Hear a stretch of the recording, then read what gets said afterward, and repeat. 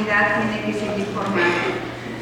En lo personal, le agradezco profundamente su paciencia, porque hubo cambios en nuestro programa y los que tuve que obedecer. Pero me da mucho gusto que también estén aquí las personas que son significativas para él. ¿Cuál es la formación de nuestro ponente José Luis García Espíndola? Es licenciado en Relaciones Internacionales, diplomado en Psicoterapia Gestalt por el Centro de Desarrollo Humano y Psicoterapia Gestalt de Oaxaca, diplomado en Filosofía y Psicoanálisis por la Asociación Psicoanalítica Mexicana, maestro de Yaoín, arte marcial mexica tolteca en el Instituto de Estudios Superiores del Tecnológico de Monterrey, y es candidato a maestro en Política Criminal por la UNAM, FES Acatlán, y me encanta su tesis aquí, claro que lo tiene ya. Ahora su tesis, bueno, lo voy a leer porque no puedo omitirlo si ya lo dije en voz alta. Su estatus es que evidentemente ya tiene el voto de aprobación y está únicamente pendiente su examen. Así que le damos la bienvenida a José Luis García Espíndola. Adelante.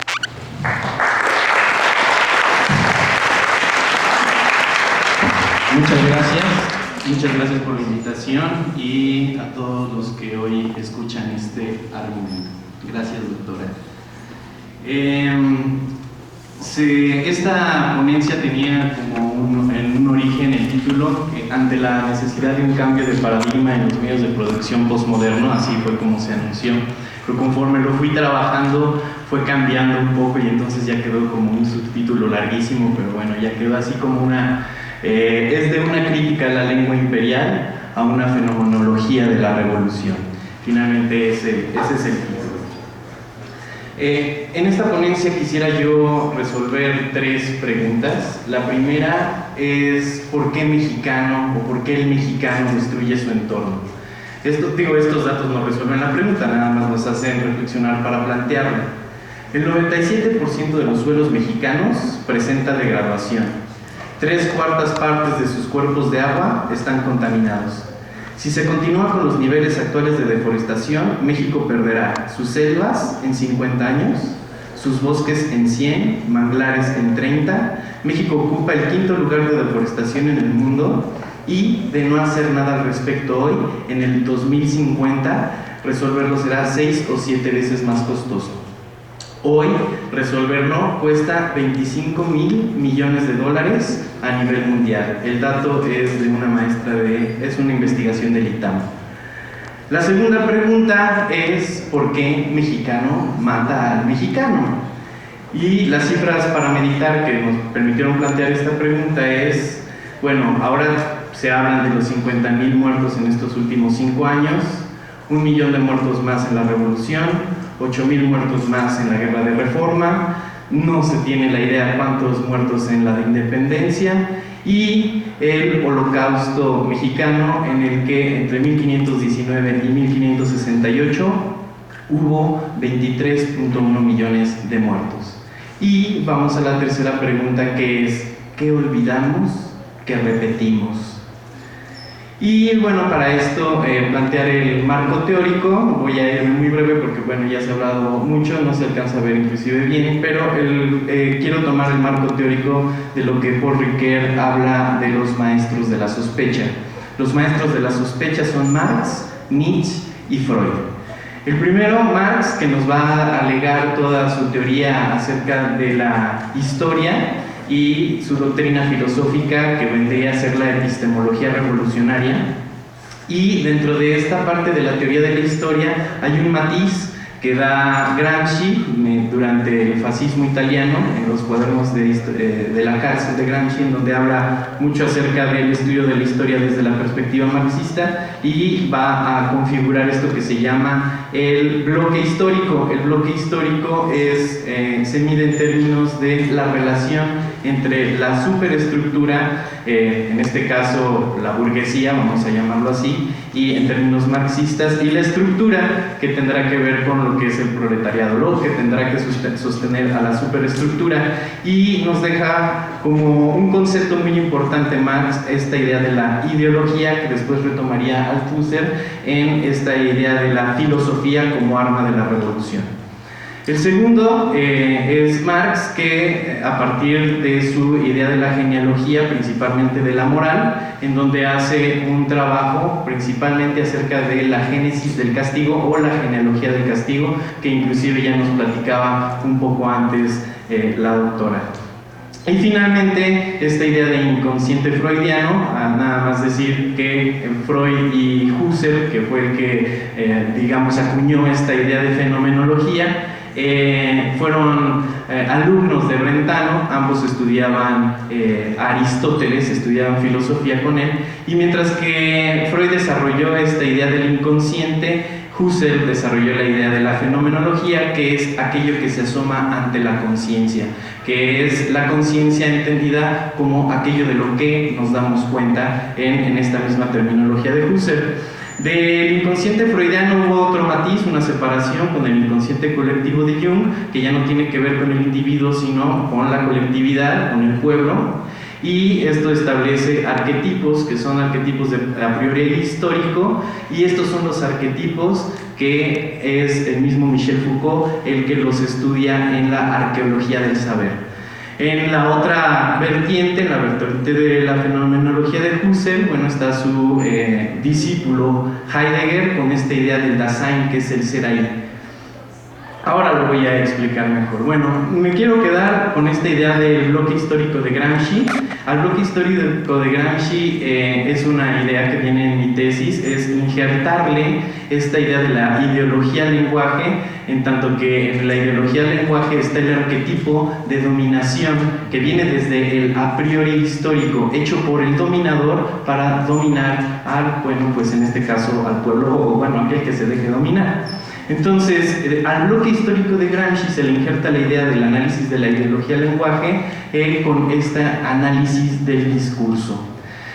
¿Para qué? Porque estamos en una época imperial, dice Hart y Negri, somos parte de una maquinaria imperial en donde, bueno, aquí iríamos al concepto de biopoder de Michel Foucault, en donde dice que ahora el medio de producción ya no es la tierra, sino es el propio cuerpo.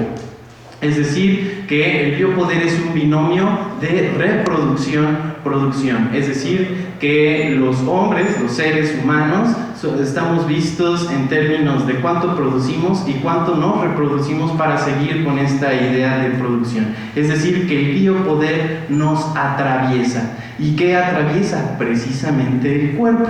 El cuerpo será el terreno a través de donde atraviesa esa microfísica del poder, dice precisamente Foucault.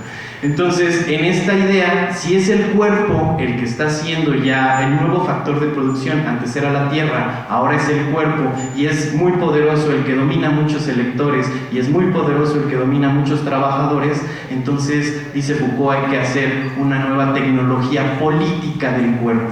Y es así donde se propone que es en el propio cuerpo en donde se va a hacer la batalla en contra de lo que Hart y Negri llaman el imperio, esta maquinaria imperial que nosotros somos parte de ella, que ya el imperio ya no tiene una cabeza que atacar, ya no hay un cuartel general, ya todos somos parte de él, estamos mezclados en esa tesitura. Y nos dice Hart y Negri que para ubicar al imperio se establecen dos coordenadas: el estado de excepción, mira, sabemos en derecho penal el estado de excepción tendrá que ver con la excepción de las garantías, precisamente los derechos humanos, y la capacidad de desplegar la fuerza policíaca. Cuando nosotros nos encontramos ante un Estado, o lo que vislumbramos como un Estado, que es capaz de desplegar enormemente su capacidad y su fuerza policíaca, así como la motivación de establecer estados de excepción en donde no importa ya las garantías individuales, no importa ya si de lo que se trata es la seguridad, ¿no?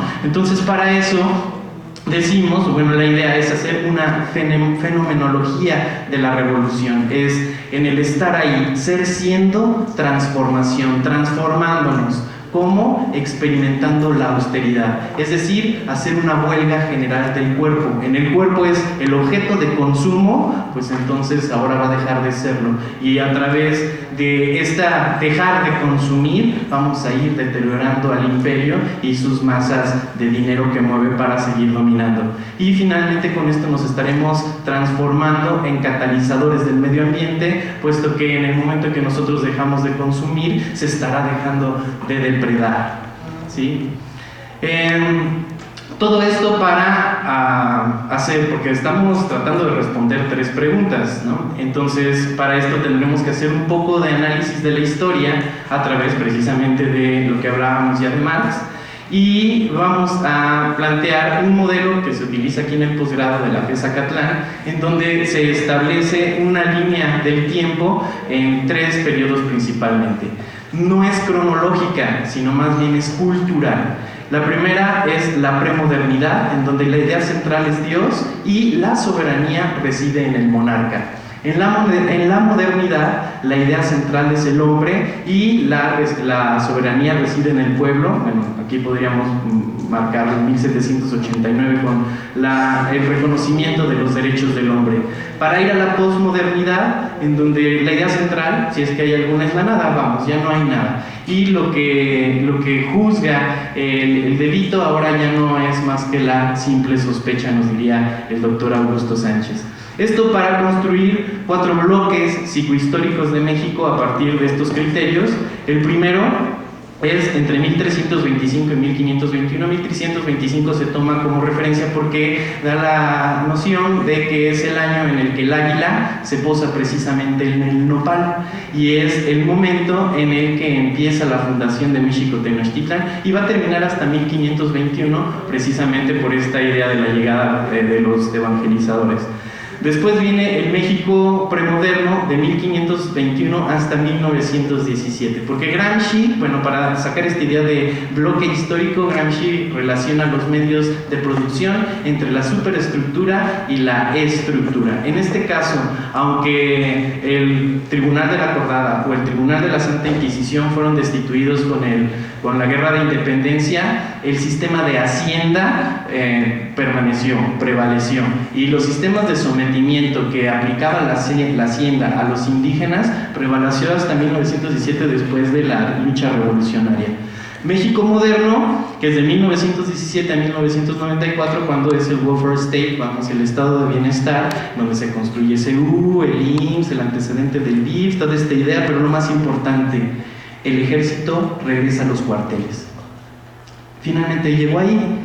Y nos vamos al México postmoderno. Lo sitúo en 1994 porque viene el estallido indígena zapatista que ya conocemos, pero que viene con un antecedente desde 1992 con las reformas de Salinas a la Constitución, principalmente el artículo 27, en donde la tierra que era comunal, la tierra que era ejidal, cambia su estatus para convertirse en propiedad privada. Entonces todos esos terrenos que había ganado la revolución con la reforma o contrarreforma de Salinas, bueno, pues esto se diluye. ¿Y qué creen? Pues sí, regresa el ejército a las calles. Entonces, en esta idea, que porque es un bloque histórico, porque hablaremos de un análisis principalmente del discurso, de la ideología del lenguaje, en tanto control social informal, en esta idea un poco paralelismo entre lo que el inconsciente puede ser al individuo, la ideología puede ser al pueblo, es decir, actúa de una forma ya predeterminada sin reflexionar. En este sentido, Marx nos dice: el lenguaje es tan antiguo como la conciencia. Y Néstor Ramstein, del Círculo Analítico Mexicano, nos dice: no hay más estructura que el lenguaje. Entonces, no hay más que hacer que analizar el discurso. Vamos a analizar el discurso de 4 variables para componer lo que llamamos el bloque psicohistórico. El primero es un análisis del discurso mítico religioso de la concepción cosmogónica, cómo se formó según la cultura. Después, el discurso político militar de la teleología de la guerra, hacia dónde va la guerra, cuál es su objetivo. Discurso político penal de la teleología del castigo, el por qué, cuál es el objetivo del castigo. Y finalmente, la propiedad de la tierra como medios de producción económica, porque estamos justificando el bloque histórico y la relación entre medios de producción de Gramsci. Entonces, hubiera sido muy interesante poder decirles, ¿no? Pero cada uno de los bloques y de las variables, cómo se fueron configurando, obviamente no hay tiempo, ya nada más les presento los resultados. Y tampoco puede ser de tantos años, entonces me voy desde el México independiente. Entonces, por un lado, vamos a tener al México independiente en 200 años y por el otro lado, lo que fue el México precuauhtémico, el México antes de Cuauhtémoc, antes de que lo asesinaran los castellanos. De un lado, vamos a encontrar un control social vertical imperialista, en donde hay un amo, un señor, un director, un presidente, etcétera, que va a verse como sujeto y va a ver como objeto. En este caso, la idea es que es el amo, en esta dialéctica de Hegel, es el amo que siempre está dominando al esclavo.